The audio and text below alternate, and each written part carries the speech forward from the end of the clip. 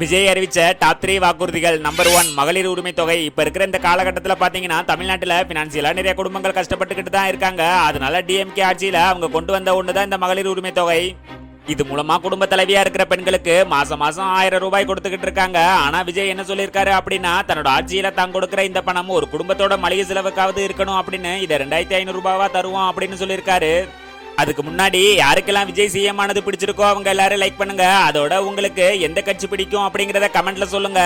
Number 2 gas cylinder திட்டம். பல குடும்பங்கள்ல பெண்களுக்கு ஒரு பெரிய பிரச்சனையா இருக்கிறது தான் இந்த கேஸோட விலை. எப்பெல்லாம் தேர்தல் வருதோ அந்த டைம்ல மட்டும் கேஸோட விலை குறையும், அதுக்கப்புறம் சிலிண்டரோட விலையும் அதிகமாயிடும்.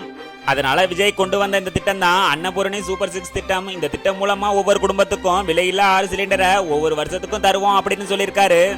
நம்பர் 3 அண்ணன் சீர் திட்டம். ஒவ்வொரு குடும்பத்திலையும் நடக்கிற ரொம்பவே சந்தோஷமான ஒரு விஷயம்னா அது அவங்க குடும்பத்துல நடக்கிற திருமணம் தான். இதை எந்த ஒரு வருத்தமும் இல்லாம எல்லாரும் கொண்டாடணும் அப்படின்னு தாய் வீட்டுல இருந்து அண்ணனோட சீரா 1 பவுன் தங்கமும் ஒரு பட்டுச்சேலையும் ஒரு அண்ணனா விஜய் தருவோம் அப்படின்னு சொல்லியிருக்காரு.